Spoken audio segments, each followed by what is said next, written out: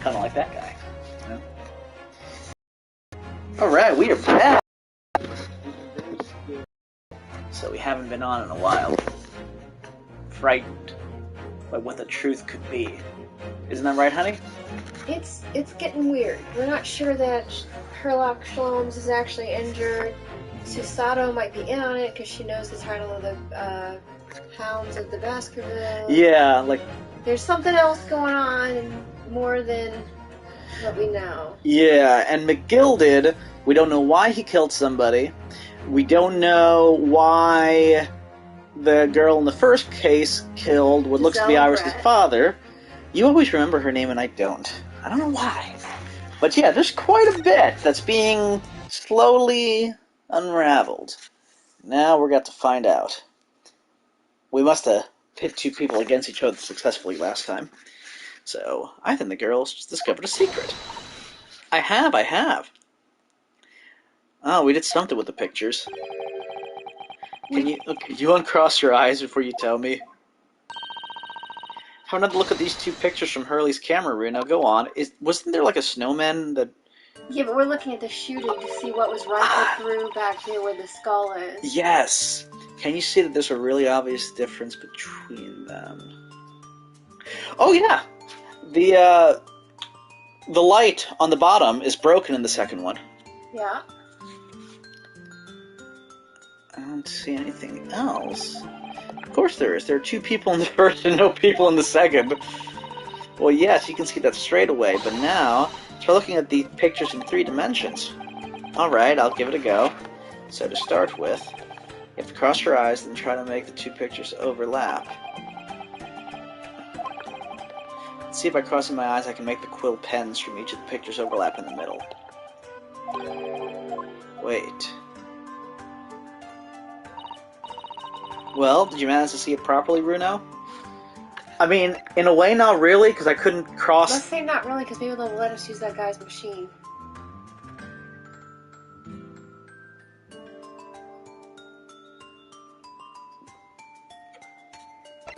I don't know, I think we're just going to look at the pictures again. But let's do it. I'm not very good at this, that's the trouble. Oh, don't worry, I have just the thing. Boom! I have to bring it with me, a portable stereoscope. I know I mentioned this yesterday, but you've had that contraption with you from the outset. You gotta save me staring at Mr. Windibank and Gina like I hate them all the time. And if you remember, I said in reply that it's much more satisfying to be able to see the effect with your own eyes. Anyway, why don't we try using this helpful little aid now? Here goes.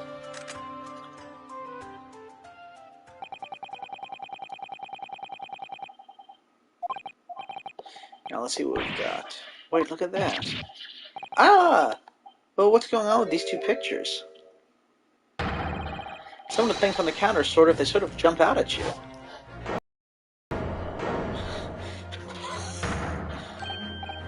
Yes, that's it, you see. That's the other amazing power of stereoscopes. Other amazing power? Is someone going to explain this black magic, eh? Why the dude... Oh, that's another thing we didn't understand. The game clearly thinks there's something weird about the jurors being people we know, and... Yeah. Yeah. Why the dudes do some of the things on the counter seem to jump out at you like that? I think you'll find that if you consider the basic principle of the stereoscope, you'll answer your own question. Basic principles of the stereoscope. As I said before, if you try to look at two identical pictures using a stereoscope, it won't work at all. It's the slight shift in the positions of certain objects that lets you see pictures three-dimensionally. In other words, even though at first glance it seems the objects of the counter haven't moved at all between the pictures, this shows that actually there must have been a slight shift in their positions. Yes, there must have been. Now, hold fire there, sir. Got a reasonable grasp of this whole cross-eyed business now, I'd say. But why the devil does this shift between the two prints exist in the first place? Well, what's the answer, fellow? Come on, you're the cross-eyed master.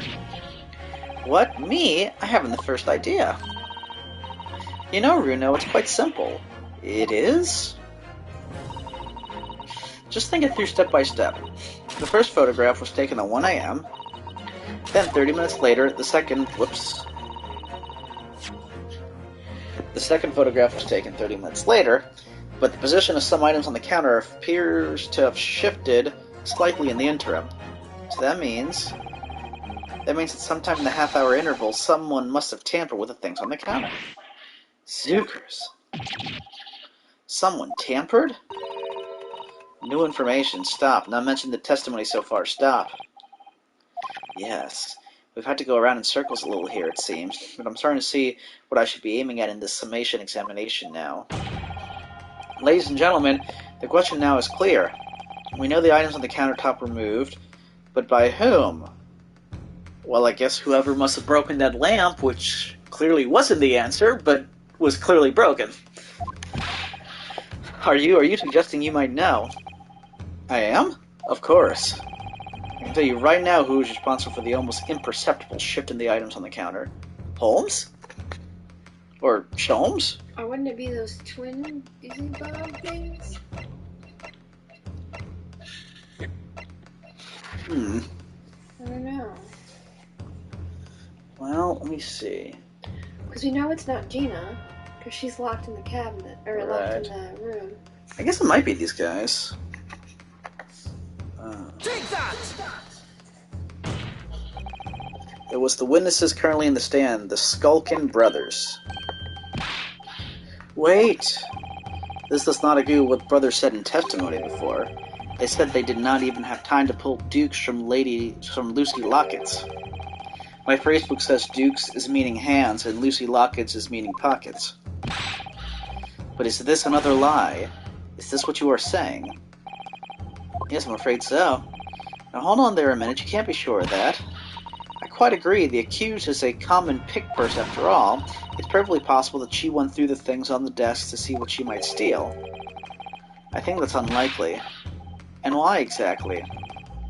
As you can see from this photographic print, the defendant was pointing a gun at the victim.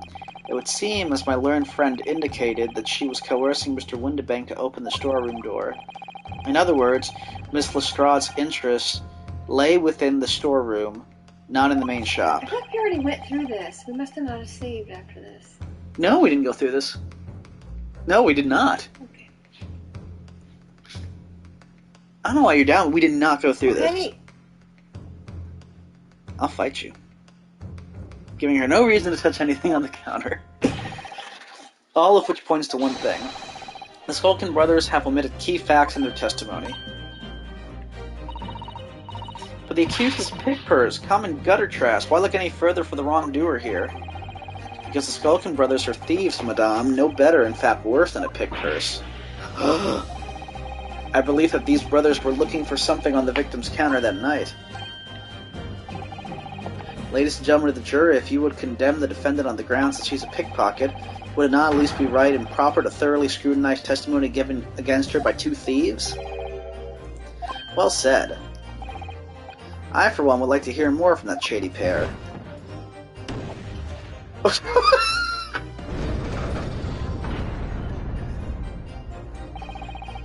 Can you all see now?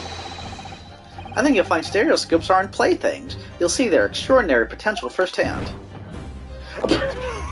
That's why it's not guilty. Wholeheartedly agree. Stop. Must purchase after trial. Stop. Will return home via Regent Street. Stop.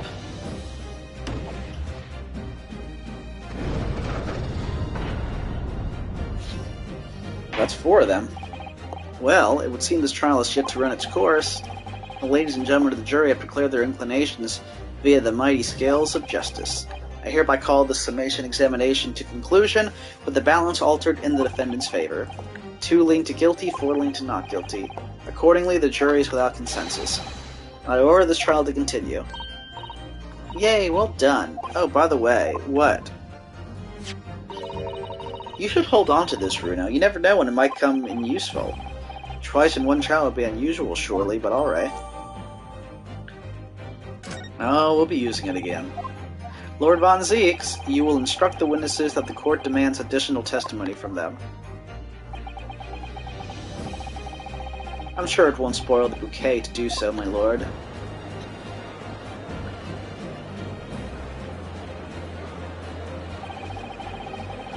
I've won myself another chance to probe that pair about their activities that night at least. And I won't stop probing them until I've proven that Gina is innocent.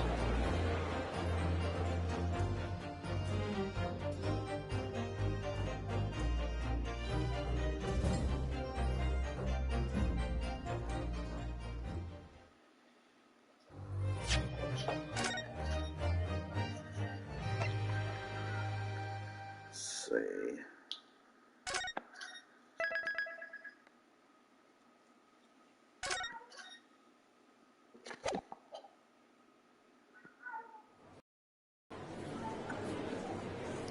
Man, Ryunosuke is, or Naruhodo is, like, intense over there.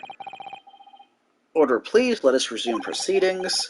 Witnesses, you will now retake the stand.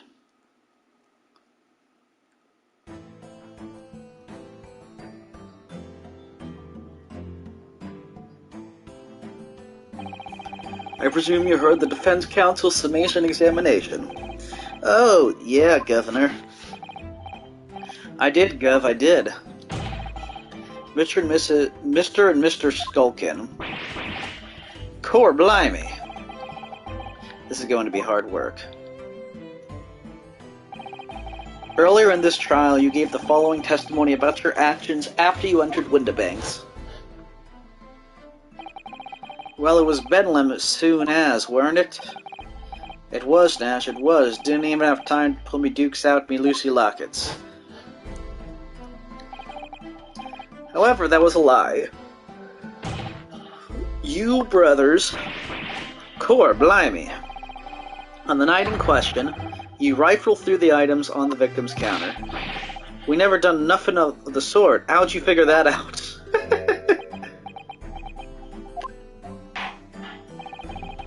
You will now give formal testimony once again. You will tell the court precisely what happened on the night in question, and this time you will tell the truth. Each lie that passes your lips serves to increase the severity of your punishment. And that, gentleman, may deal a crushing blow to your chances of ever seeing the light of day again.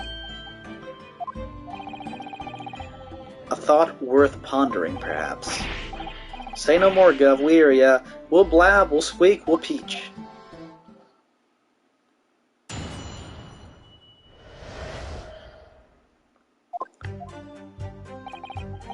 Alright, we did knock a few things over, but we weren't rifling for nothing. It was when we heard the gunshots, see? Made us both jump and all that stuff went flying. Lummy, it didn't half gimme a fright. We was thinking the shooter'd come out the door and get us next. We stuck everything back where we found it in Scarpard, straight into him in the black. We couldn't have shot the pawnbroker, see? We never even had a chance, did we? So you admit to the defense's accusation. You did indeed ransack Mr. Windibank's countertop on the night in question. Not ransack, Governor, no. That's right, Nash, that's right. It's more like we tidied up, yeah. Sorry. By their own admission, these brothers entered the pawnbrokery under dubious circumstances. However, they panicked and fled on hearing the gunshot, having first made good their mess. The way you say it, we hardly sound like roughs at all. We don't, Nash, we don't. Can't he make us sound a bit more cutthroat? It can't just be coincidence that these men showed up at Windibanks that night. There's more to their testimony than meets the eye, I'm sure of it. See what we find out. Or we did knock a few things over, but we weren't rifling for nothing. Hold it! If that's the case, then why didn't you testify to that effect in the first place? Well, you know, we ain't exactly squeaky clean, are we? We ain't, Nash, we ain't. If we admitted to something like that, people would think we was up to no good.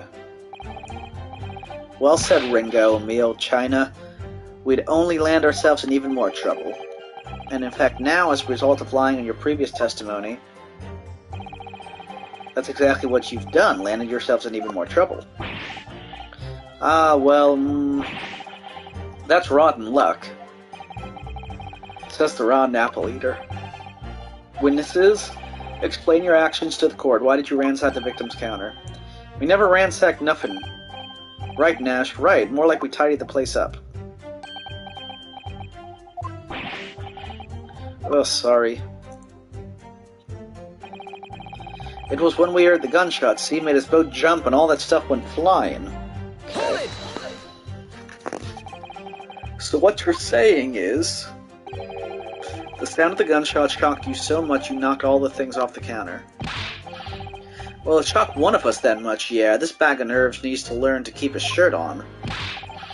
Look, it was loud, alright? Blimey, me dead granny would have woken up at that bang. Big bruv here screamed like a bloomin' baby and fell over on the counter. He knocked over a load of books, a candlestick, and some skull whatnot. That got tangled in some marionette. What knocked over a picture frame, what knocked them scales on the floor. You've really mastered working quietly, man.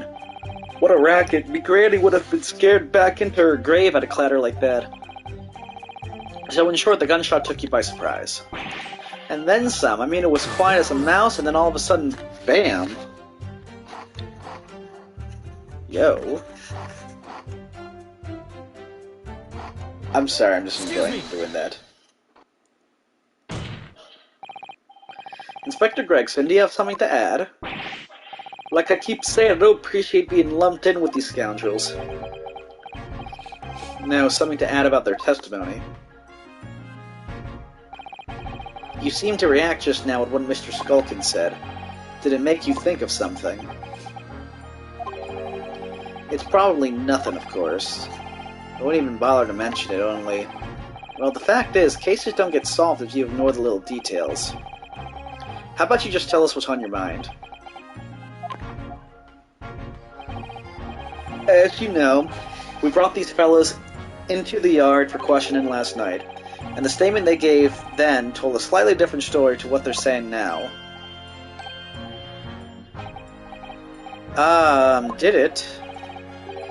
You claim you heard the victim shout something out before the gunshot. Might have, Gov, might have. Does ring a bell now you mention it. Granted, it's only a minor detail, but still... I can't help feeling like perhaps you've been a bit sloppy with your testimony here, eh, fellas? If I discover the witness's testimony has been any more sloppy than it has hitherto proven to be, I shall be forced to bring the very harshest punishment to bear against them. Easy, easy. We'll get it right this time. That's it, yep, it's all coming back to me now. Then speak. Supplement your testimony with whatever details have miraculously returned to your questionable minds, sirs. Right you are, Gov. Just before the gunshot, we heard a voice yelling out, "Give me that gun." Okay. Definitely we're gonna have to press them on that. Thing is, you know, if I heard a gunshot, I wouldn't even tidy up. Right. I would just get out. Right. So... something's amiss. So in fact, you heard the voice and the gunshot almost simultaneously. We did, Gov, we did. Although, I suppose if you're being honest, we heard a kind of wavering voice before the yell and all. If you don't want to get shot, give me that gun. Bam. Kind of thing. A career in acting tragically missed. And where were the voices coming from? Could you tell? Of course we could. From the other side of that door behind the counter it was. From the storeroom where the victim was found dead. And the voice you heard, it was that of the victim, Mr. Windibank. On me granny's life. Of course it was. On his granny's life, of course it was. So that would mean that you both knew Mr. Windibank and the sound of his voice. So that would mean what? What, Nash? What? Any ideas? Yes, Counsel, indeed it would. Nah, we didn't know the geezer. How am I supposed to deny it when that bloke and all that fancy clobber's giving us the evil eye? If you value your lives, you will ensure your testimony is accurate and true. Dang, this guy. On me granny's life it is. On his granny's life it must be. I still don't know what to make of Von Zieks, because he's at his, his wit's end with these two. Yeah. Even though he's trying to get, Gina guilty, he's... Fed up. Yeah, he is fed up. It's a good job as Granny. Well, they still saying Granny, that's also what's weird. Yeah. On his Granny's life, what? To summarize, then, immediately after hearing the voice of the victim, you then hear the gunshot, causing you to stumble and upset the items on the counter, scattering them around the shop floor. You made it sound like we're clumsy. Don't forget we tied it up after like good little boys. Anyway, the way I see it, the bloke what owned the place was owning the gun, so he should have just fired instead of yelling at the girl. How could he have known that? Because the door was closed. Or you know him that he always has the gun. Yeah. Push it. Yeah, how do you know he's holding a gun? You were saying that Mr. Windibank had a gun in his hands. Oh yeah, bet that was a sight, eh? Them two waving them guns at each other must have got pretty heated. I mean, just before he shouted out, we heard the geezer say, if you don't want to get shot. Didn't really sound like he meant it, mind. More of an empty threat, you could say. Mr. Windibank was known to keep a revolver on his shop counter at all times. People say that to protect the articles in his keeping, he'd readily put a bullet in someone's head if required. That someone being himself, of course. Good grief, extraordinary devotion indeed, if alarmingly misguided. Well, he certainly sounded like he was ready to pull the trigger the other night. Only the person he was gonna shoot beat him to it. Cooked his goose proper. Bet he wished he'd squeezed the trigger instead of wasting time shouting, give me that gun. And it was directly after those words that you heard the gunshot. It was more or less at the same time, Gov. Give me that gun. Bam. Kind of thing. Yes, a career in acting very tragically missed. Then we heard the sound of someone hitting the desk. The deck, sorry. Before everything went dead quiet. After that, we'd done a slapdash job tidying the place up. Lummy, you didn't have to give me a fright. We was thinking the shooter'd come out the door and get us next. Then why'd you clean up? Yeah. So you didn't try to open the storeroom door then? Not on your life. It went deathly quiet after that, it did. Put the wind right up me. But anyway, the door was locked, weren't it? No way that was opening. Yes, of course. It was locked from the inside, or so we've been led to believe. It was, Gov, it was, from the inside. Right, so we'd have no way of knowing what was going on in there, did we? Unless there was some other way to get a view of the inside of the storeroom. There's that trapdoor thingy. Like through the keyhole or a spy hole, perhaps? Don't ring no bells, don't light no lights. We had to cut and run before we noticed anything like that. We're still cutting our teeth in this game, see, but one day we'll really cut the mustard. What? Please cut it out. But as we know, behind that door was the victim's lifeless body, with the accused not 2 feet away. Yes, unfortunately. Gina was in there unconscious with the gun in her hand. To confirm, would it be correct to say that neither of you set foot inside the... That's right, Gov, that's right. Couldn't have, even if we'd wanted to. Back where we found it and scarpered right into him in the black. Yes, whereupon you fired a shot from your own gun at Mr. Erlock Sholmes. Oh, yeah, we was a bit hasty there. We was, Nash, we was. Truth be told, I was already shaking like a leaf when you lot turned up. If you're shaking like a leaf, don't put a loaded gun in your hand. Good advice, miss, good advice. Truth be told, me mind went totally blank. Before your mind goes totally blank, make sure you don't have a loaded gun in your hand. Mental note made, miss. After that, we legged it down the street, but apparently we looked dodgy to the coppers or summat. So they clapped the Darbys on us like winking. And after you'd been handcuffed, the police found this revolver in your possession, correct? Well, yeah. But listen, that proves it, done it, eh? We couldn't have shot the pawnbroker, see? We never even had a chance, did we? I feel like we have to contradict him here somewhere, but we just have to figure out. And why should we believe that? What? Well, because it's true, isn't it? The place was totally empty when we went in. At that time, the victim was already in the storeroom, having been forced to open the door by the accused who had a gun to his head.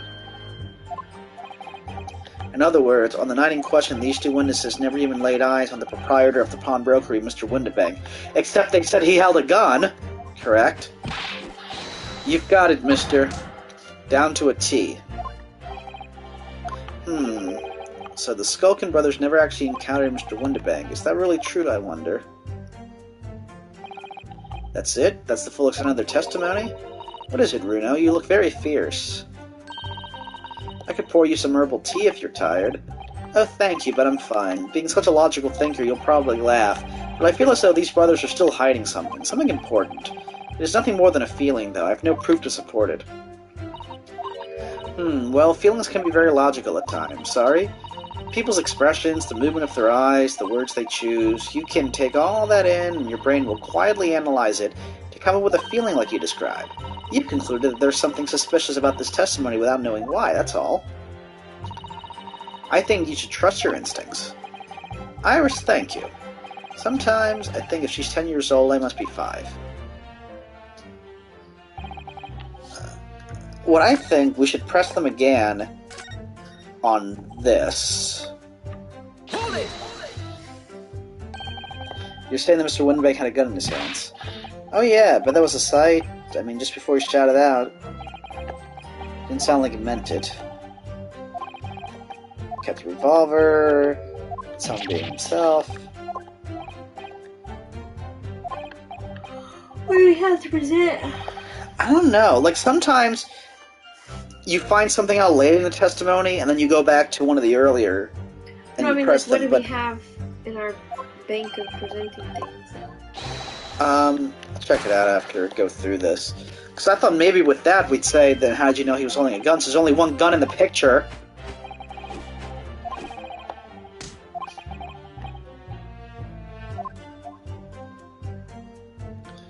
Okay. So we have the pawnbroker's ticket, unit representation papers, pawnbroker's ticket for the coat, blood samples, a long unpublished story, and the case notes are victim found deceased on the last scheduled omnibus. Okay, so this was the other case.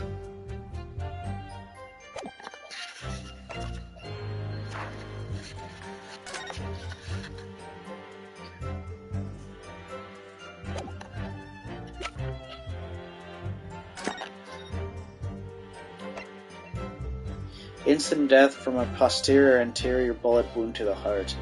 The bullet entered the body from the back on a gently rising diagonal trajectory. Well, it's from the back, but that wouldn't really necessarily... Even though I would think he would be facing her if he had a gun. They could have shot him to the peephole. What's that? They could have shot him to that door that comes down. Yeah. And she would still be holding the gun that she came in with. But that's what I mean. Like, if what they're saying is true, then why would he have his back turned on somebody with a gun? But I don't think we're there yet. Mm-hmm. Like, Examine the guns. I thought we did already. Well, we got a new one. It's true. Let me just... Okay. Which one? This one? Well, let's start with the first one first. This one is Windibank's gun, right? Yes. So I think this is Mr. Windibank's gun. The cylinder is completely empty. Mr. Windibank always used to keep this gun to hand to the shop counter. Yes, but only ever with a single bullet loaded, I understand. That's right, to keep all the pawn articles that were in his care safe. But his one bullet was fired that night and the poor man lost his life. Was he protecting his shop, I wonder, trying to keep the articles safe? Yeah, I think the only thing we could analyze on here was the cylinder. Okay, so whose is this? This is their gun. Oh, the Skulkins.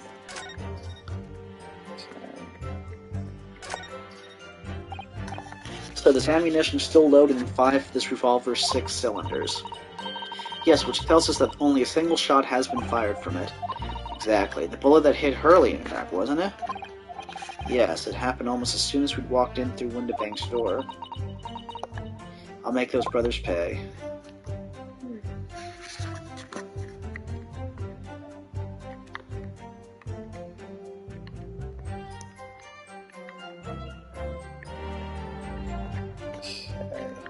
Yeah, and this is just a cylinder. Okay. Have that.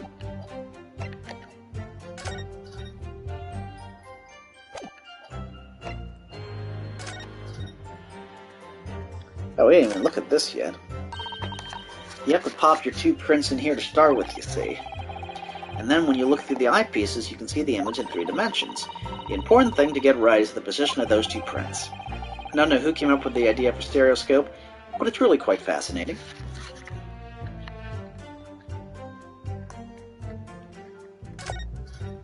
Okay. Oh, look at that! It's totally changed shape just from one little button press. Well, that is what the button's for, Runo. You're just like Hurley. You boys love pressing buttons, don't you? Especially if you don't know what they do. Us boys, just the 10-year-old girl. Anyway, now you can see that it really is a stereoscope, can't you?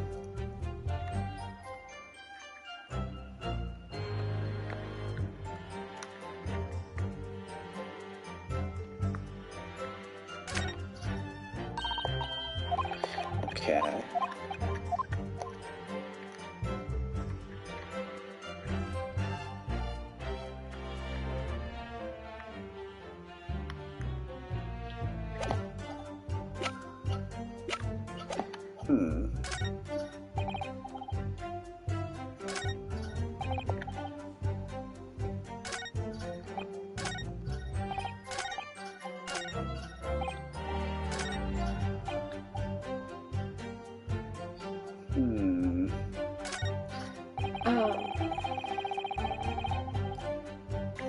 Let me press them on this one more time and see if something new comes out of it.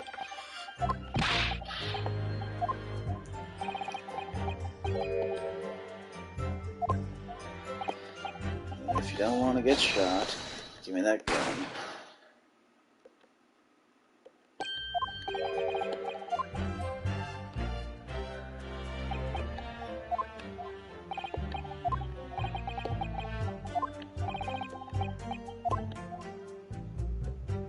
I wonder if you could present the picture of him shot in the back. Perhaps. And there was only one gun found in there, and it was in her hands. So how could he have had a gun? Yeah, that's what I don't get. Was there a gun in his outline? I don't think so. Because she took his, right? I mean, that's the thing. They're saying they both had a gun. Well, the crime scene picture, is there a gun on the floor? I don't think so. You can double check that.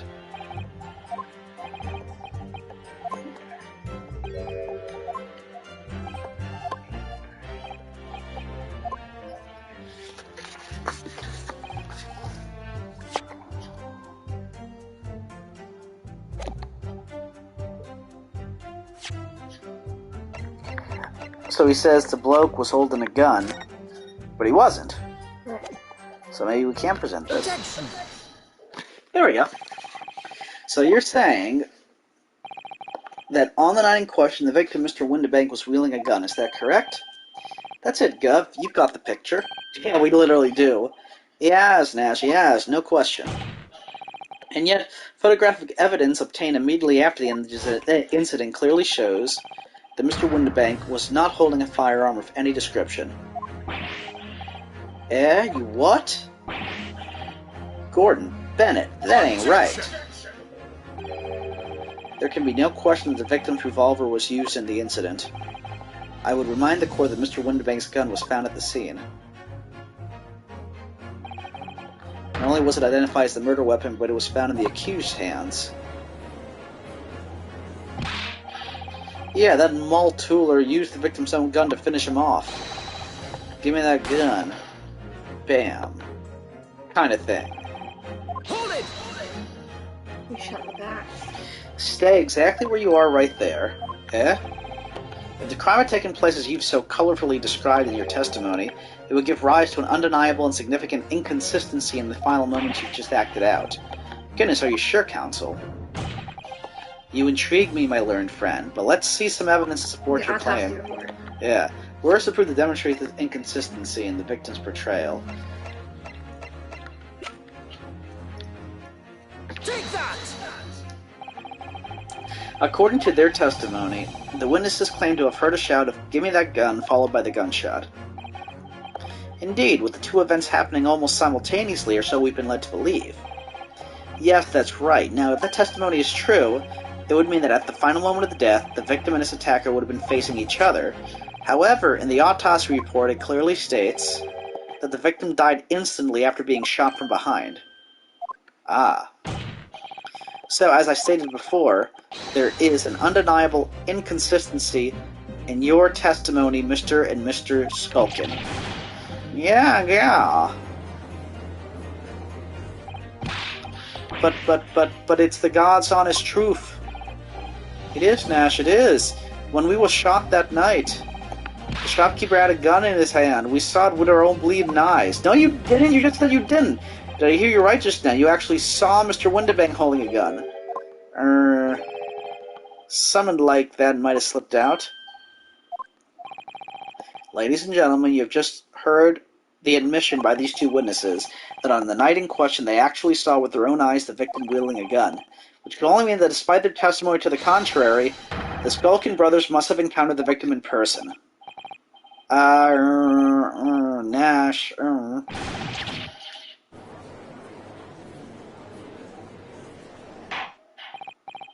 Order. Witnesses, explain yourselves at once. Well, the thing is, it weren't supposed to, oh boy. It would seem that my previous warning fell on deaf ears. I made it quite clear that false witness would be the death of you. You might understand that you replaced the untruths of your original testimony with renewed lies. Ever so sorry, Governor. Truth is, see, we, cut it out, Nash, cut it out. If we blab now, you know what it'll do to us. Uh-oh. What are they talking about? Let me make your position here perfectly clear. You will talk, there is no other option available to you. Ugh. Bruv, come on, the game's up. But he'll have our guts for garters. In case it hasn't quite sunk in yet, no matter how hard you try to hide it, the truth will come out. On the night in question, it is now apparent that you brothers met face-to-face with the victim. I demand that you testify again to explain the precise circumstances under which this meeting took place. Well, do we have to? On pain of death. I suggest you make yourselves fully aware that this is your very last chance to tell the truth.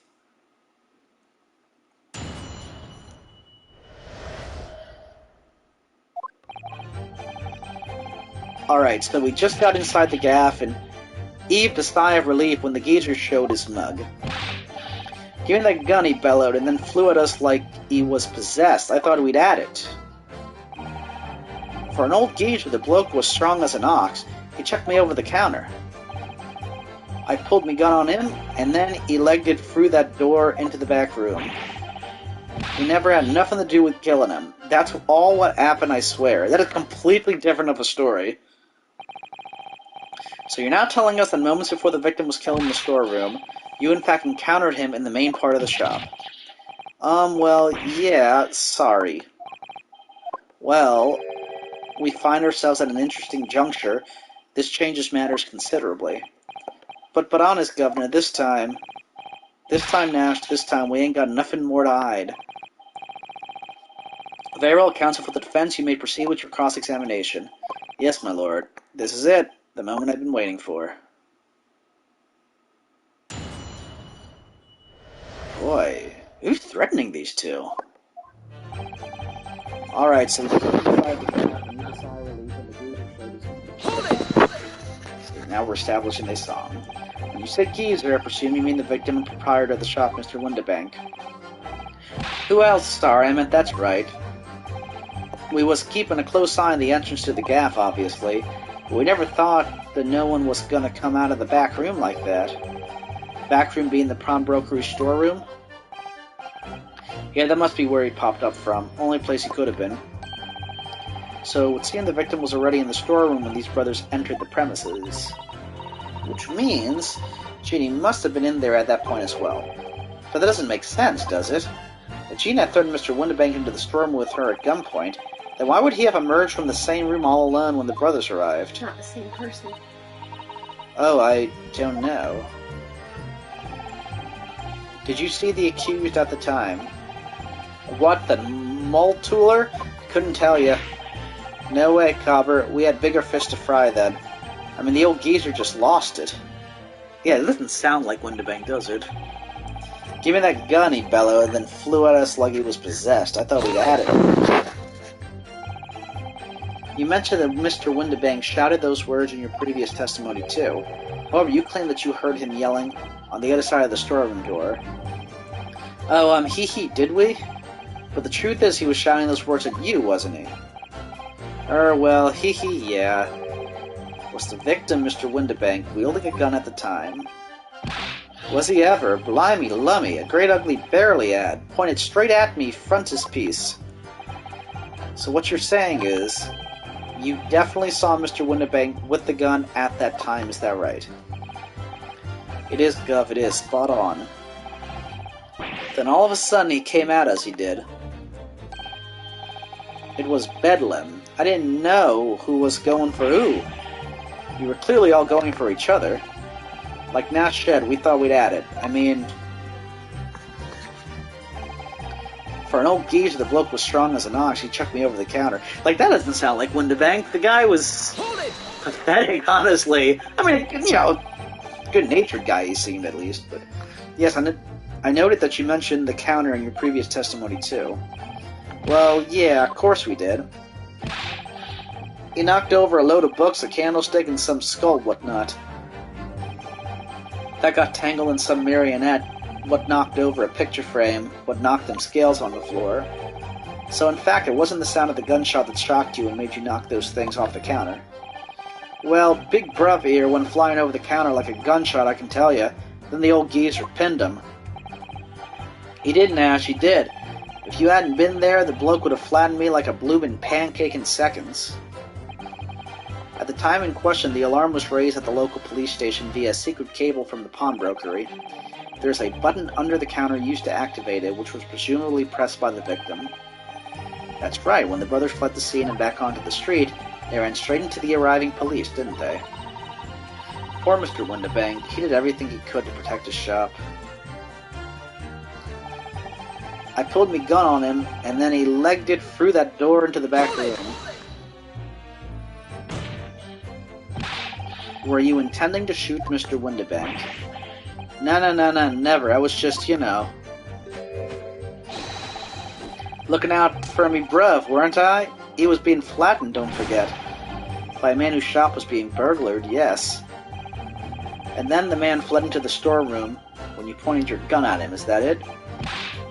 Yeah, that's it. He shoved me away, then ran off through that door and shut himself in. There's something about that last remark. Something that doesn't quite ring true. Well, I wonder why Mr. Windibank ran away into the storeroom. What? Well, according to what everyone's saying, Ginny was in there waiting for him with a gun. Ah, yes, that's right. Gina allegedly used Mr. Windibank's gun to threaten him and force him to open the storeroom door. In which case, how did the gun end up in Mr. Windibank's hands again? I have no idea, but that is strange, isn't it? This little inconsistency could be significant. I should make a mental note of it. Look, the point is, me and me bruv here. That's right, Nash, that's right. Me and me bruv here. We never had nothing to do with killing him. That's all what happened, I swear. Okay, so the inconsistency is here. Yeah, that does. But, you know, I wonder if the picture looks worse than it is. Like, I don't know if she was really trying to hold him up saying open the storeroom door. somebody else behind him with the gun trying to force him in when she's... protecting him in a way? I don't know, but I just have a hard time thinking this girl is pointing a gun at someone saying open the door. Hold it! Okay. You say you had nothing to do with it. Nothing at all. Nothing, Gov, nothing. The old geezer went and shut himself in the back room, didn't he? Locked it was from the inside. We know it was because we tried to open it. Why would you try to open it after he's a decent one, that one. Good and strong, wouldn't budge an inch. So in the end, the situation remained unchanged. Inside the storeroom with the pawnbroker, there was only one other person. The sole person who could possibly have shot the victim, the accused, Miss Gina Lestrade. Strong as an ox. Why don't you present Windibake's profile picture to them? And see if they say that's not him. That'd be something. Let's see where this goes. It would indeed appear so. What say you to that, Counsel? I don't know.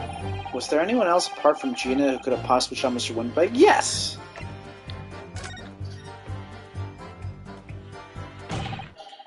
Mr. and Mr. Skulkin.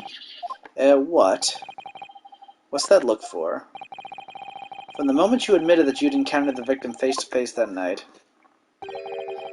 the course of this trial changed completely. Did? What is your point, my learned friend? The question we must answer is who could have shot Mr. Windibank, and it is the belief of the defense that the defendant is not the only possible answer at all.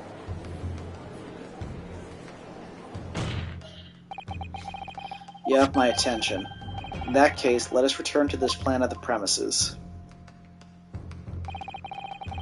The victim was killed in the storeroom, which was locked from the inside.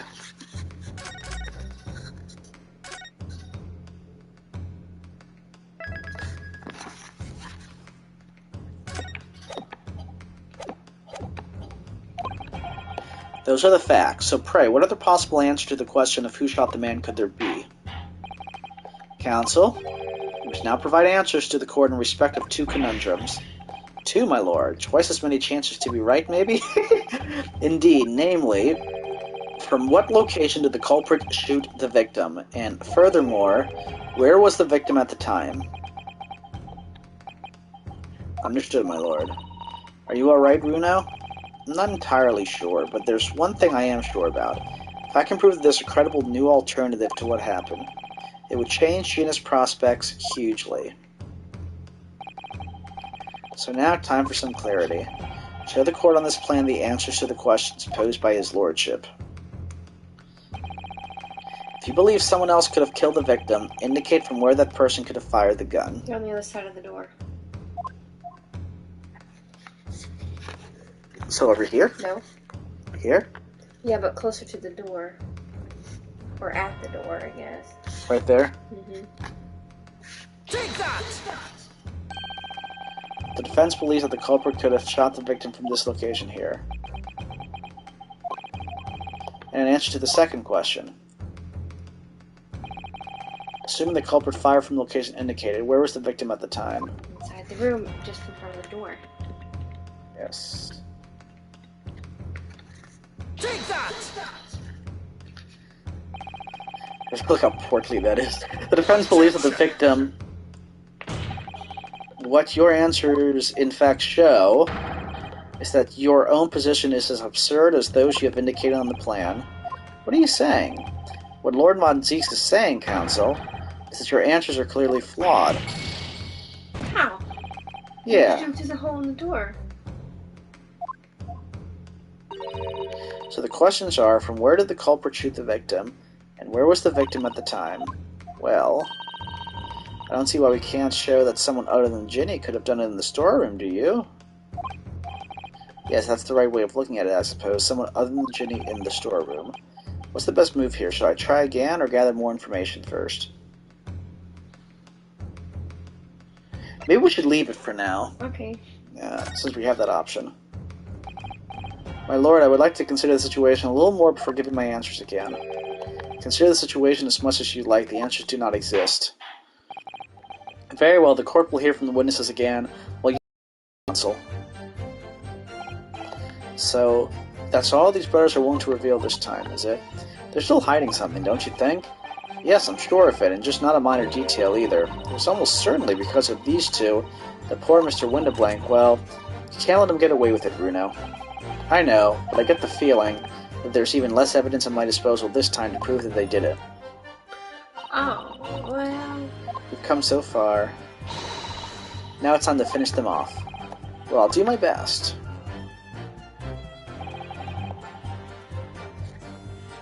Let's see. Geezer showed his mug. Give me that gun. And then he flew at us like he was possessed. Strong as an ox. Put me gun on him.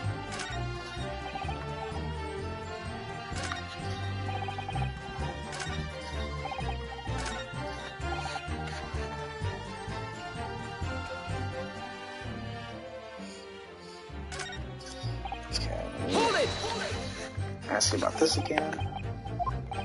They mean Mr. Wonderbank. Who else? Close eye on the entrance.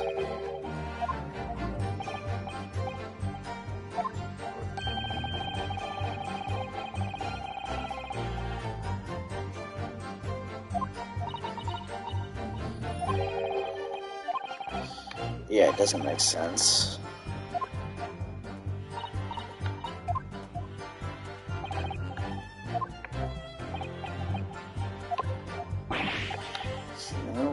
Bigger fish to fry.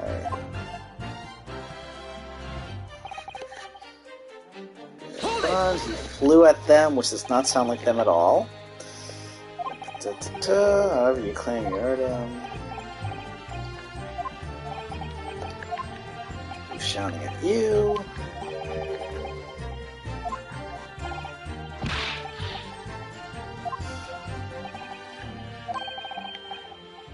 Definitely saw Mr. Windablank with the gun. Yes.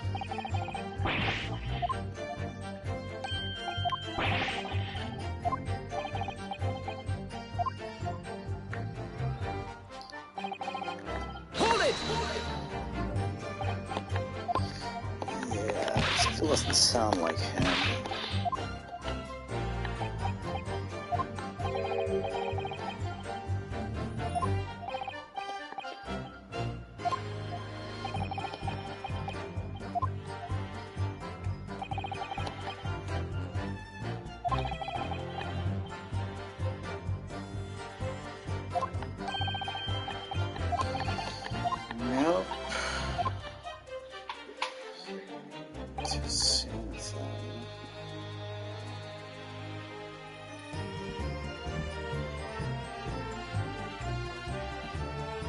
Let me go back to this contradiction again. Never, I was just, looking out for me, bruv.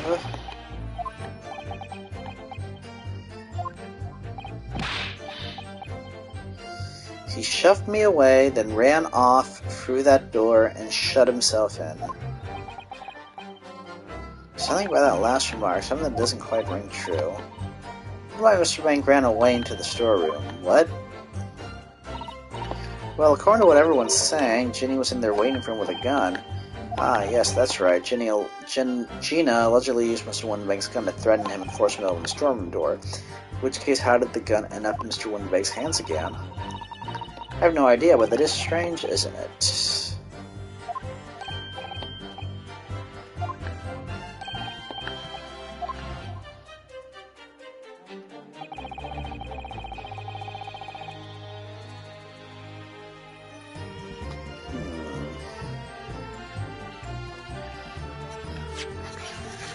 What did it say? We never had nothing? Yeah, we never had nothing to do with killing him. Hold it! So he had nothing to do with it. Nothing at all. Nothing, Gov, nothing.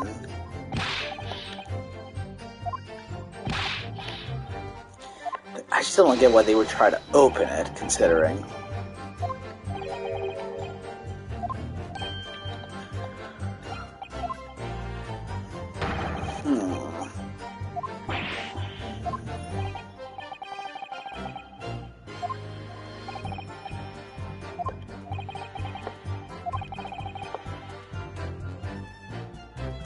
If I say there's no one else...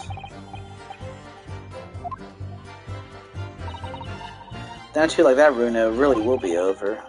Now a 10-year-old is reading the expression on my face.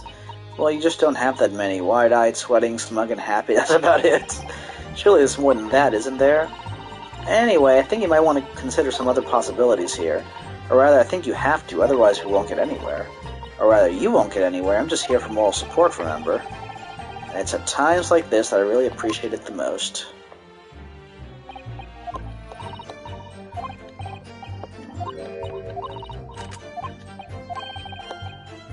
See how she gets that little gun up? Yeah? So I'm kind of confused because is Shlom's shot the calendar shot, but is the calendar shot Shlom's shot? You mean is the shot that hit him the one that hit the calendar? Yeah. I mean, I guess that's the assumption right now. Because how much? We'll go to the blood portfolio.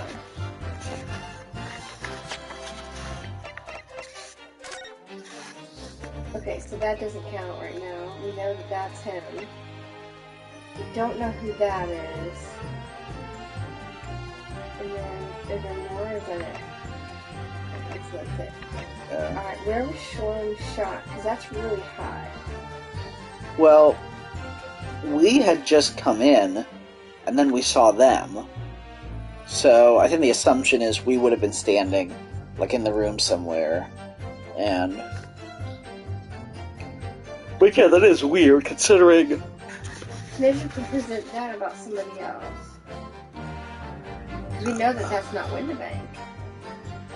But we don't know that it's not Shlom's.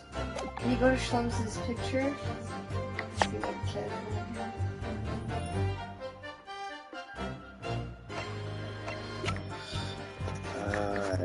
I can't go.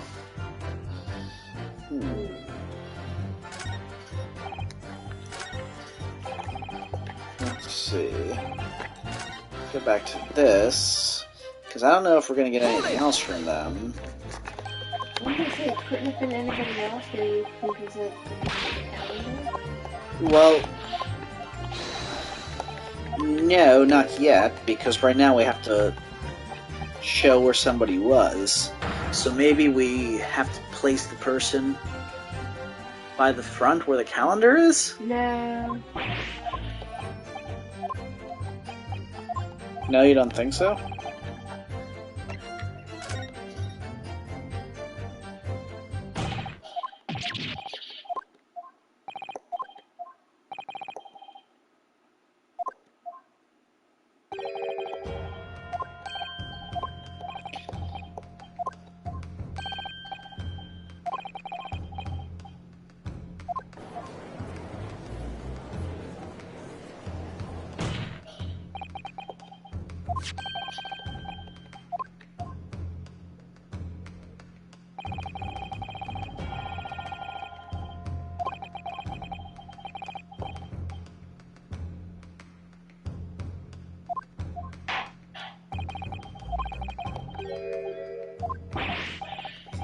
So we know where his body outline is. We have to keep him there.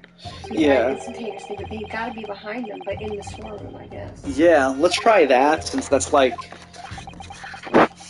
I don't know if obvious is the right word, but like, if he's laying there dead, and he wasn't dragged in, then somebody was just behind him. And she has no reason to be unconscious at all.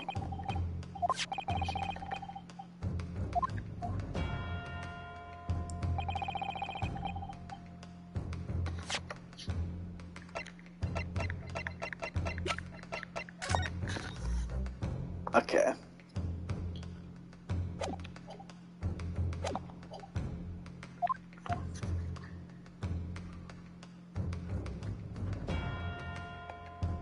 Take that!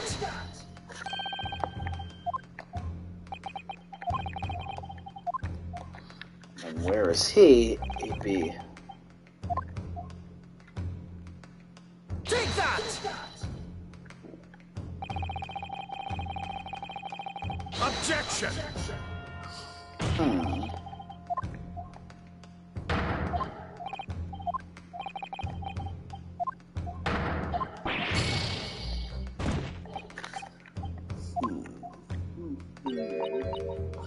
From where did the culprit shoot the victim, and where was the victim at the time?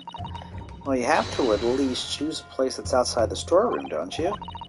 I think we did that.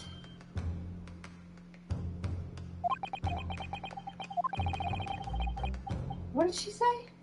She said it needs to be outside the storeroom. Okay, we'll try putting them outside the door and him on the floor. We already did that, didn't we?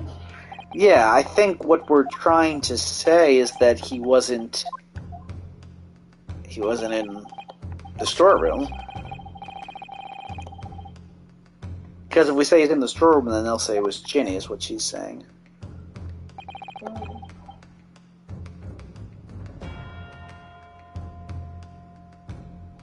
Are they both standing in front of the door? As they're going back in? Could be. We'll try it. So, like, he would be here, and then the shooter would be here? Or... Yeah, they'd both be close to the door, I guess. Take that!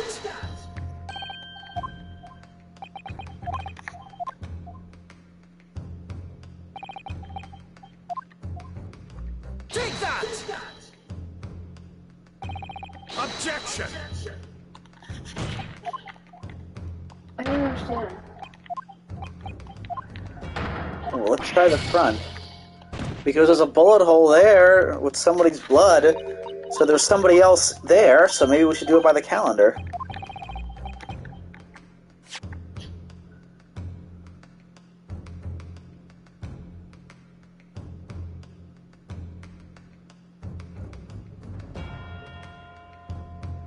Someone other than Gina in the storeroom. Well, then let's try the guys in the storeroom, but he is outside the storeroom? Did you already say it? Yeah. Okay, so they're saying somebody else in the storeroom. So then that would put the person here. Take that!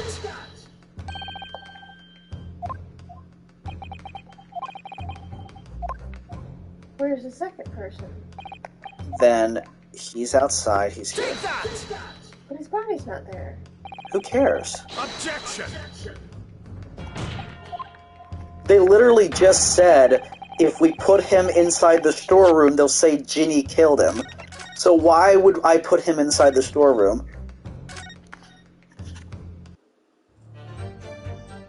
Let's see. So, let me try my idea, which is the front.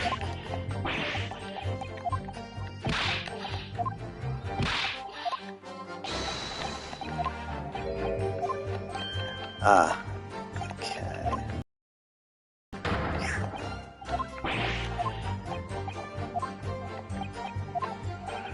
Because we're saying, could there be somebody else? Then let's do the person whose blood is by the calendar. Because if that doesn't work, then at that point I don't know where I'm supposed to be putting this.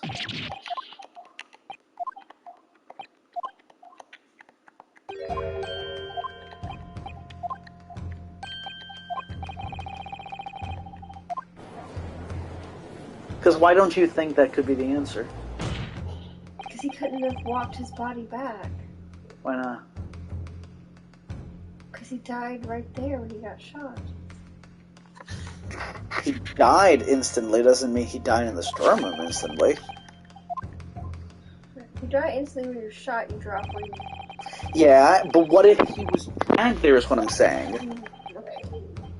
I mean, we got it wrong 3 other times. Might as well try it since we know there's blood by the calendar.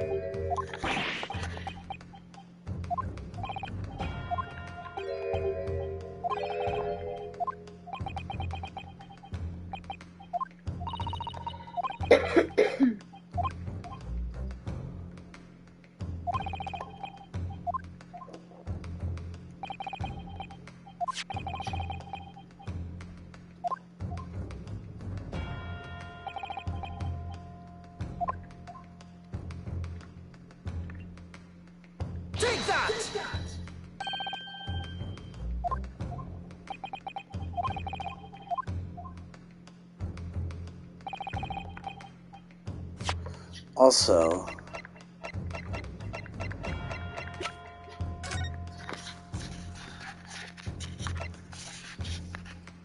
on a gently rising diagonal trajectory.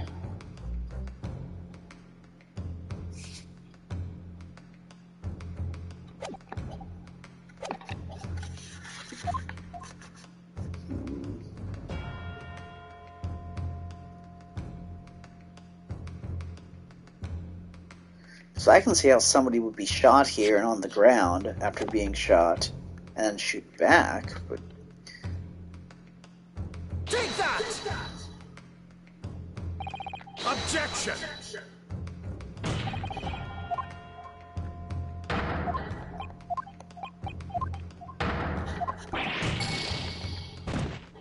Let's see what Iris says now. So the questions are, from where did the culprit shoot the victim, and where was the victim at the time? Well, I don't see why we can't show that someone other than Ginny could have done it in the storeroom, do you?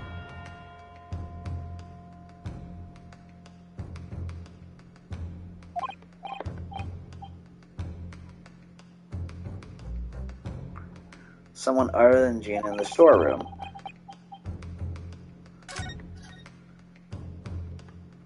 Are they implying that the guy should have been in the storeroom? Yeah. Like the actual shooter? Yes. Where was that trap door you were talking about?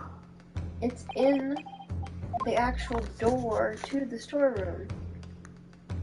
There's a door in the door? Yeah. There's like a little fold-down door. Remember he peeped into the little peepee door and that's when he saw her on the floor? Yeah, but we already tried that. I know, but you asked me where the door was and I told you. I know, we already tried that. What I'm saying is, aren't they clearly telling us? I don't see why we can't show that someone other than Ginny could have done it in the storeroom. Aren't they telling us that the shooter was in the storeroom? Probably. Okay, so where in the storeroom? That's what I don't understand, because he should be directly behind them. Because he shot at close range.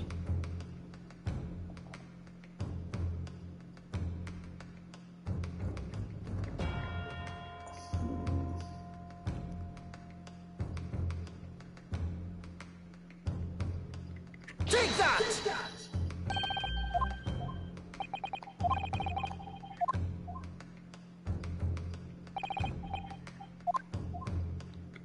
Take that! Objection!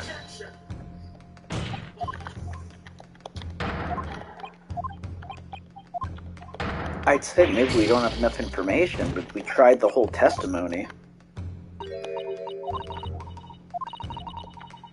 You have to at least choose a place that's outside the storeroom.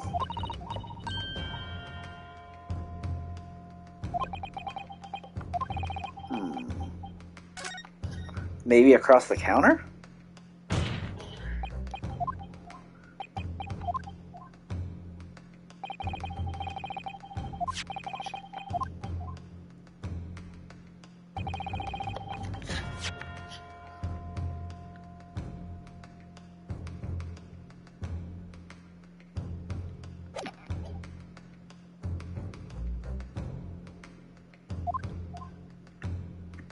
Take that!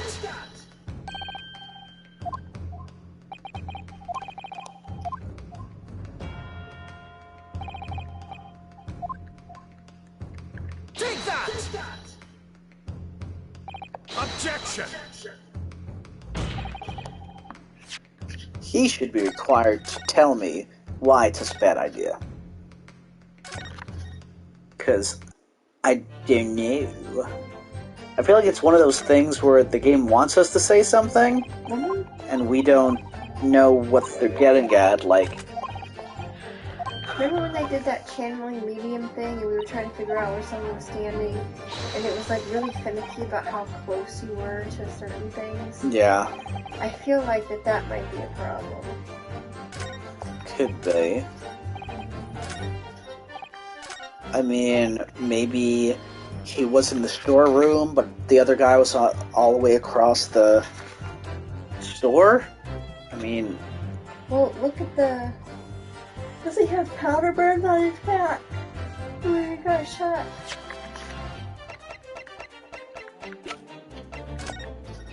Yeah. So then that should be close range.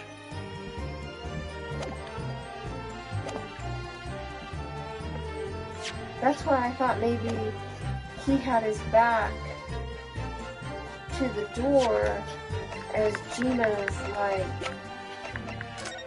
talking to him. But like, why is she unconscious? Passed out from fear.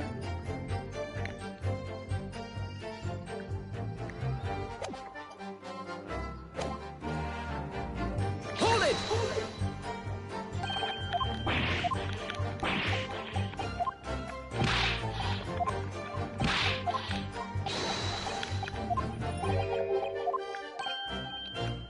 Why did they try to open the door? I know. I feel like they're lying about that. Either they're lying about that, they're once again not telling us the whole story.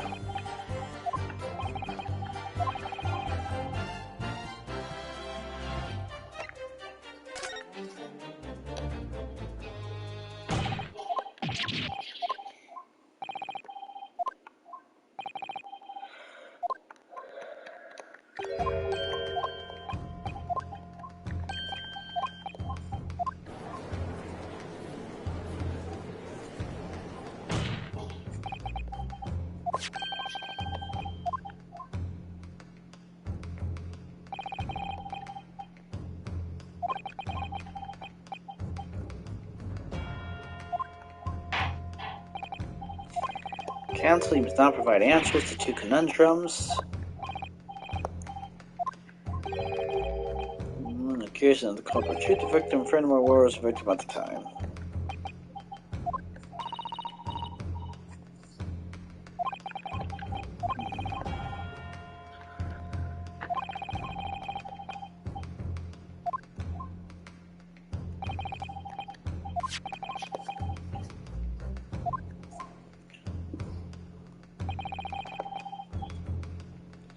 Where the person could have fired the gun.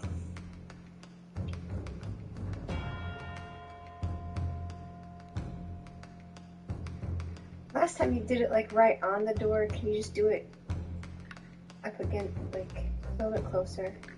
Right there. Take that! I don't know, that seems pretty close to where we were, but... And then Mr. Winterbank on the other side of it. But closer to the door. Like there.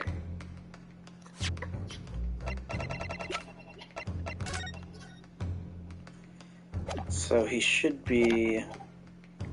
like here, then he would fall forward. Yeah. Take that! Yes! I knew I was close the right time, but it was all It's about... finicky. See, it shouldn't be finicky, Yeah. because then you're gonna think you're on the wrong track. And I did. Culprit shot the victim from outside the storeroom. Continue. Mr. Winterbank died instantly from a blood wound in his back. Looking at the stain of blood on the storeroom floor, it doesn't appear that the body was moved after death, which tells us that he was almost certainly shot while he was in the storeroom. However, the crucial point is, where was the shooter when the fatal bullet was fired? So you are adamant that the shot was fired from outside the storeroom. Well, according to the Skulkin brothers' earlier testimony, I pulled my gun on him and then he legged it through that door into the back room. If Mr. Winterbank ran away through the door, we have to assume that the door was open at the time. Ah. So precisely that moment when the victim was fleeing for his life, that these brothers had the perfect opportunity to shoot the man in the back once he was inside the storeroom. Which I'm pretty sure is not what happened, but this would at least get Gina out of a pinch. Come to think of it, do you remember what the prosecutor said at the start of the trial? Moving on to the findings of Scotland Yard's coroner, his report states that the bullet entered the body on a rising diagonal trajectory. Well, the guy in the middle's short. It means the victim was likely shot by someone significantly shorter in height. which could mean Gina, but... Ah, of course. He would have been leaning forward as he was running away. So even if the bullet was fired horizontally, it would still have entered his body on an upward trajectory. So the culprit isn't necessarily someone shorter than Mr. Windibank. Let's see. I'm sure my learned friend can't have forgotten that the storeroom door was found closed and locked from the inside. You claim the victim was shot as he fled into the room. Do you also claim his corpse was dexterous enough to turn the key in the lock? But what if someone else locked the door? Yes, there's someone else who could have locked the storeroom door. Is that so? Very well then, counsel. Present your hypothesis to the court. He's shot, she's scared, locks the door. That's what it seems like to me. Defense's assertion is that the victim was shot from outside the storeroom, in which case, who shot and locked the storeroom door from the inside? Oh, there she is. Take that!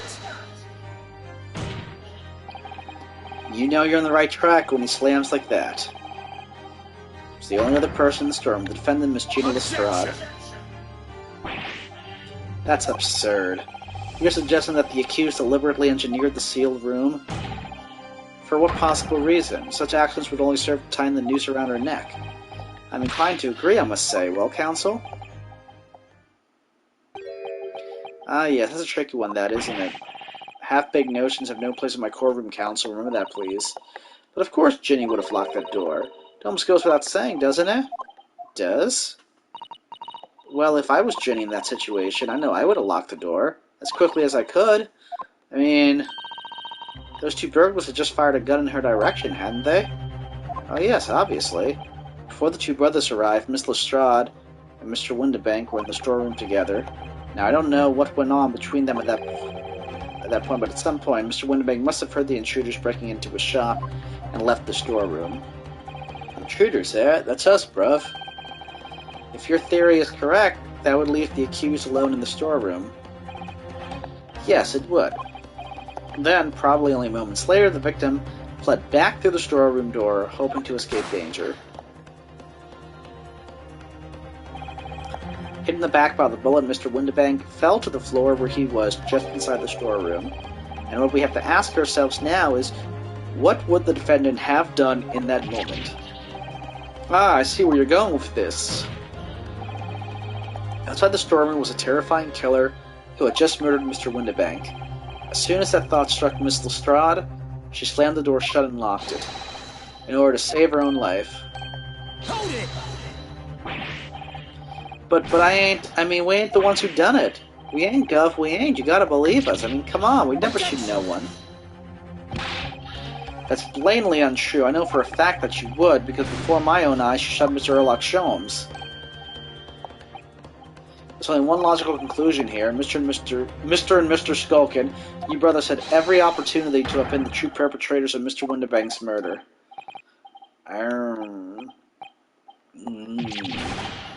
You guys better fess up as to who is... Say, it wasn't the pickpocket who shot the pawnbroker after all? I would have known it was those three brothers. That was amazing. All the members of the jury seem to be firmly on your side now. I know, first time ever and probably the last. Well, I think you've done it. Surely they'll have to give the verdict of not. Oh, who's going to raise an objection here? Heh heh heh. An admirable effort, my learned friend. I want to shut this guy up so bad. He's laughing? You find the situation amusing, Lord Von Zieks? I myself find the defense's argument most persuasive. I dare say, such chicanery is the bread and butter of the street performers in your provincial eastern nation. But such blatantly malicious conjuring tricks amount to nothing more than inexcusable pettifoggery here. What? The hypothesis you put forward so ostensibly credibly cannot and will not stand. Because, you see, it contains a fatal flaw. A fatal flaw? You mean to tell me that you're unaware if your logic's failing? I say, Lord Von Zieks. Might be an idea to explain this Bali conjuring trick or whatever it is to the troops on the ground, The fatal flaw in my learned friend's argument is really very simple to understand. Assuming you're not too dim-witted to count bullets. Yep. By George, count bullets? Oh dear, he noticed then. Huh? What's everyone talking about? Counsel? Yes, sir. Tell the court how many bullets were found at the scene of the crime. Two bullets. Correct. The first, that which hit the victim in the back, ending his life, and the second, that which struck the detective, Mr. Erlock Sholmes, on his arrival at the scene. Indeed. The defense presented a picture showing the damage caused by the second bullet early in the proceedings. The bullet which injured Mr. Sholmes appears to have passed through his body to strike the calendar. Your lordship's understanding is correct. Furthermore, we know there are two firearms involved in the incident. The revolver belonging to the victim, Mr. Windibank, and the Skulkin brothers' revolver. The evidence shows that a single bullet was fired from each gun. Yes, indeed it does, a single bullet from each. Now then, my learned friend. You yourself told the court only moments ago that these two brothers shot Mr. Erlock Sholmes right before your eyes. Yes, I did. Oh my goodness, I think you'll find that if the single bullet that was fired from the brother's gun hit Mr. Sholmes, it means Windibank not shot by same gun, stop, only one bullet stop. Exactly. Yes, this Nippony street performer presented an ostensibly credible argument, however, it was never anything more than a diversionary trick with no hope of standing up to scrutiny.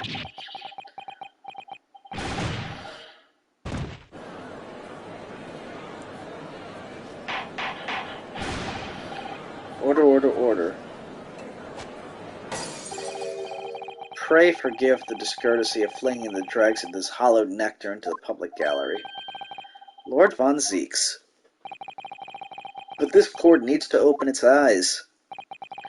The accused, Miss Gina Lestrade, is no ordinary little girl. Despite her young years, she can regrettably no longer be described as a juvenile. No, the person in the dock is far from a law-abiding citizen who has a past riddled with criminal conduct. The truth is, the accused broke into the pawnbroker in the night in question with loathsome intent. As we can see beyond doubt in this print which depicts her threatening the victim with the murder weapon. And I have here in my possession one more piece of evidence the prosecution wishes to present. That disc.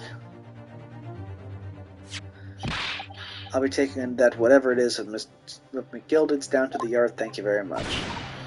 No, don't give it to him. It's mine, that is, mine. I'm sorry, miss, but anything belonging to Miss McGilded has to be taken in as evidence now. Yes, the music box disc. McGilded's music box disc. The very day before the hateful murder of Mr. Windibank, the accused attempted to make off with this article which clearly does not belong to her. And with none of the subtlety of a pickpocket, I might add, but by brute force and brazen impudence. Good gracious. Make no mistake, any sympathy for the accused on account of her years is misguided and dangerous. There are no depths to which this girl would not stoop and push, no crime she would not commit. The court forgets that fact at its peril. I see. I think it would be prudent to take this music box disc into evidence, counsel. As a grim... Lord Von Zieks, Inspector Gregson, what? Yes, Inspector? We had a meeting yesterday at the yard with the prosecution service, and, I think it was agreed that the disc wouldn't be used as evidence. What's this all about? Why is the inspector acting strangely? That's the first time we said anything to Von Zieks at all. I'm unaware of any such meeting. But those were the instructions right from the top. The government bigwigs were insistent. Inspector, I am the prosecutor, and I alone determine how to present my case. Your warning is noted. Thank you. The prosecution wishes to proceed with submitting this disc as evidence, my lord. Indeed, bailiff. Music box disc has been entered into the court record. The prosecution has established the accused's motive, opportunity, and baseness of character. There's nothing more to add.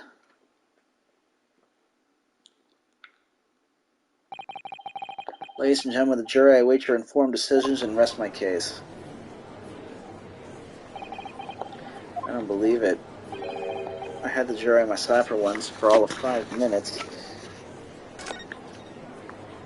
Can you spray it? Yeah. Oh, Runo, look. This is blood. Yes, you're right. Just a small smear of definitely blood. Actually, I feel as though I might have noticed that before. Haha, that's my time to shine again. I thought I'd be waiting forever. Alright, hold still with that disc, Runo.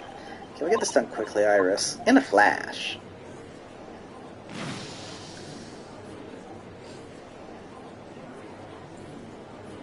Uh-oh. Green, too? Ooh, a lovely bright shade again. Wait, that color. What is it? It's just that green. It's not the first time I've seen that color, is it?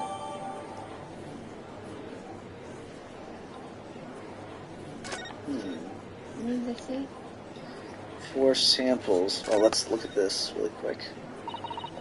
For McGilden. That's the man you defended in court a couple months ago, isn't it, Bruno? Yes, rather mistakenly defended. I wonder what his name is doing on the back of this disc. That's a question I'd love to know the answer to myself. So as far as that goes, 4 samples of blood analyzed.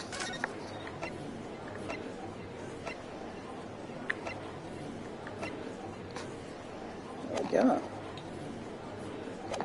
So there's somebody unknown. But that blood was already on that disc. Oh, I know whose it is. Who? Egbert's. Because remember when they were fighting over it, like there was blood on it? Yeah, there was already blood on it. But that means he would have been there that day, wouldn't he? That night. That night. Let's see what we got. Oh dear, it wasn't even 5 minutes, Runo. My lord. I wonder if I might say something at this point. Proceed, Mr. Foreman. Been stumbling about in a bit of fog up to now, if truth be told, but all of a sudden, the answer's bally obvious to me and my men. There's only one thing for it. Oh no. Very well, the court will hear from the jury. Ladies and gentlemen, you will present your leanings as to the defendant's culpability. Guilty. Guilty. Guilty.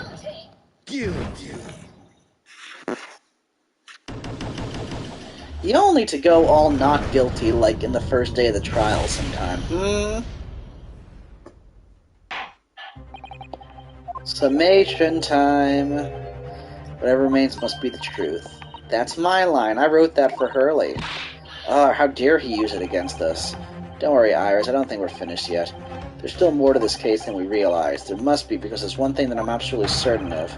Gina didn't shoot Mr. Windibank. That's beyond any doubt. Very well. We will proceed with the second summation examination of the day. Mr. Foreman, are you and the other juries ready? Geared Up Squadron is primed and ready for action, sir. Very good. So, ladies and gentlemen of the jury, you will each explain on what grounds you have now determined the defendant to be guilty.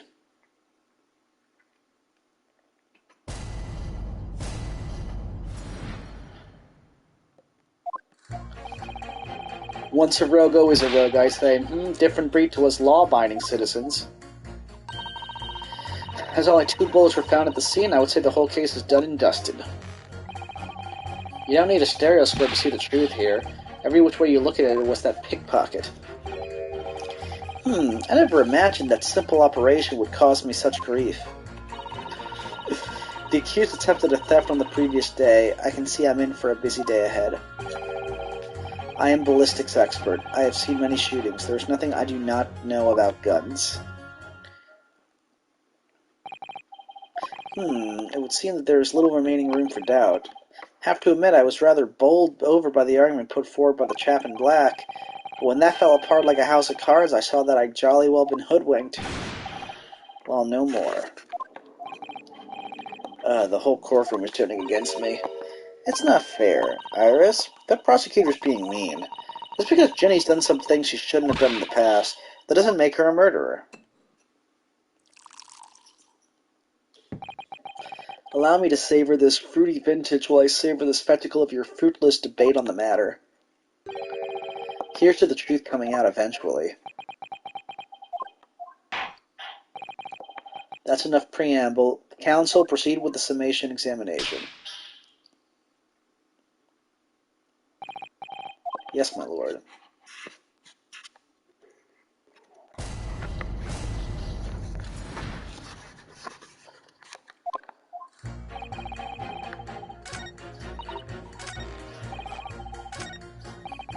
This, I want to know more about. Would you please stop muttering about things that have nothing to do with the trial, sir? The defendant's life is on the line here. Well, the thing is, I couldn't really say that it has nothing to do with this trial, to be honest. Huh? I mean, there's no question that the man was shot, but the bullet simply vanished from his stomach. It's Herlock's doctor. Oh, it's quite inexplicable, don't you think? I almost don't want to ask, but the searcher you've been muttering about this time, you were operating on... What was the fellow's name now? Ehrlich? No. Erlock? No. Herlock? Erlock Sholmes, by any chance? Yes, good lord. It was that Herlock fellow. What? You're the surgeon that operated on Mr. Sholmes? That's right, using the very latest anesthesia techniques, I might add. It was a fairly major op, I can tell you. This is crazy. Let me see, the fellow was brought in not long after midnight, if I remember correctly. They said he'd been shot by some criminal or other, so I opened him up like a shot. The funny thing is, I went over his insides with a fine-tooth comb, and couldn't find the bullet anywhere. So I'm afraid I had to throw up my hands and just stitch the fellow back up. I hate to state the obvious, but... yes, surely that's because the bullet is still at the scene of the shooting. The counsel for the defense is correct. As is clearly shown in this photographic print, the bullet that the skull and brother spotted Mr. Sholmes hit him in the stomach region, then exited his body and launched into the shop wall where the calendar was hanging by the door. I think you'll find it's really quite simple if you just consider the problem three-dimensionally. If that's Sholmes' blood, which we haven't actually established. Ha, who do you think I am, son? Well, juror number 4 is about the best I can do. As soon as I saw the wound to the man's stomach, I flipped him over. Oh, no exit wound? Like a pancake. Are you saying that you checked his back? Of course I did, and there wasn't a trace of injury, no sign that the bullet had left the body at all. What? That's the point. The only logical conclusion was that the bullet was still somewhere in the man's innards. That's exactly why I said about slicing him up. And I'm still none the wiser even now. How many times do I have to say it? Can somebody please explain how it happened? Can someone please solve the mystery? It's almost as much of a mystery as how this jury was put together. The mystery of where the bullet ended up is infuriating. Where's an expert when you need one? Oh. Yes. She knows everything about guns. Should we pit them or should we press the other? You can press them and then pit them. Yeah, let's do that first. Hold it! I thought you were just a tourist. Good day, I'm visiting London for sightseeing. I'd like to take bus to Crystal Tower, please. There's no way he's just a visiting tourist. So, you're a ballistics expert. Who knew? I have much experience with guns. I've lived through many, how do you say, extreme and violent bath of, blood of, extreme violent bloodbaths, perhaps? Those. Extreme violent bloodbaths. English is very difficult tongue. Concerning the sort of people you associate with, I'm surprised you still have a tongue. Anyway, if you have questions about bullets and guns, you ask me. There's nothing I do not know, no mystery I cannot solve. He's very confident in his knowledge of guns, that's for sure. But if possible, please only in Russian language. He's not very confident in his knowledge of English, though, is he? No, still, we should bear it in mind. In case our man, if there's a mystery. Okay, so now Von Season's managed to convince everyone. You have eliminated the impossible, he said, but he hasn't. If we're going to fight back, we need more material.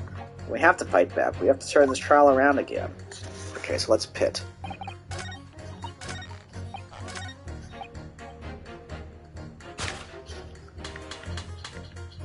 Objection! Those two statements clearly contradict the idea that all I do is pit jurors against each other. Oh, a ballistics expert. Pitting. P-I-T-T. On the night in question, Mr. Sholmes was shot by one of the Skulkin brothers. But since there was no sign of an exit wound on his back, we must assume the bullet did not pass through him. However, no bullet was lodged in Mr. Sholmes' body either. Furthermore, a bullet was found lodged in the wall of the shop where Mr. Sholmes was shot.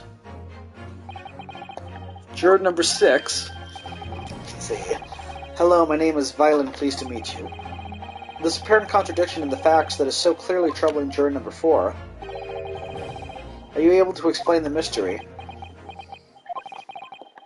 I have seen very similar situations in Motherland. It was night, there was blizzard, I was running away along Mountain Road in freezing cold. Golly! The snow was piling high on both sides of road. It was very narrow and dangerous. My pursuers had hunting rifles, and they were on dog sleds. Mental note, don't ask too many questions. I was shot from behind, then I fell down in snow, and this situation was very similar to what I hear today from Doctor. They could not find bullet in my body, and no sign of, how do you say, exit wound. Then where did the bullet go? Bullet never hit me. Well, if it never hit you, why did you fall down? Bullet hit frozen wall of ice very close to my side. What? One small piece, very sharp, broke away from a lump of ice and pierced my body. It made deep wound that looks like bullet wound. Good gracious. That's why he's feeling fine. Sholmes wasn't shot. Of course, a piece of ice quickly melted inside of me, and that is solution to the mystery of disappearing bullet. But that doesn't answer the question at all. The shooting happened in a pawnbroker's shop, not some snowy mountain road in another country. Just an idea, but we might not be looking at exactly the same scenario here. Runa, where exactly was Hurley shot again? Well, according to the report, in his stomach, sort of around this area, I think. Well, that's precisely where he always wears a little pouch on his belt. A pouch? Actually, I might have noticed something like that. Yes, a pouch. That's where he keeps 3 glass vials of very dangerous chemicals that he uses in his investigations. What? Really? Doctor, where's the pouch Mr. Sholmes was wearing? Oh, well, the fellow had nothing like that on his person when he arrived at the hospital, as far as I remember. If I may, Lord Von Zieks? I realize it is forbidden for the prosecution to interject during a summation examination. I should inform the defense that I have the pouch in question in the antechamber outside the courtroom. Sorry? As I understand it, when the police arrived on the scene and found Mr. Sholmes injured, they removed the pouch in order to assess the wound. Ah, thank goodness. I thought I was getting forgetful for a moment. Since then, it has been in my safekeeping along with all other evidence relating to the case. I can personally vouch for the fact that it has not been touched since the incident occurred. Very well, while extremely unconventional during a summation examination, I must demand the prosecution present the item in question with all speed. Bring forth Mr. Herlock Sholmes' pouch. I see. So this is the pouch worn by Mr. Sholmes on the night in question, is it? Look at that, one of the files is broken and the leather around it is scorched black.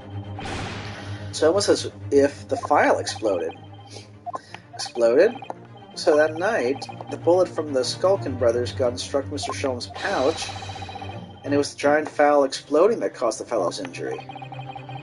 This bullet did not penetrate victim, but was deflected into wall of shop.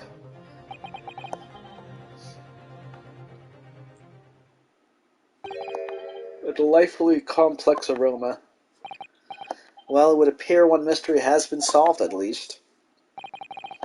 Though it has no bearing on the truth of this case. The bungling and burgling brother shot the detective and the accused shot the pawnbroker. The pertinent facts of the case remain unaltered. Ugh. But at least the mystery is solved. I can sleep easy tonight. Thank you, young man. Ah, thank you very much. Glad I could help.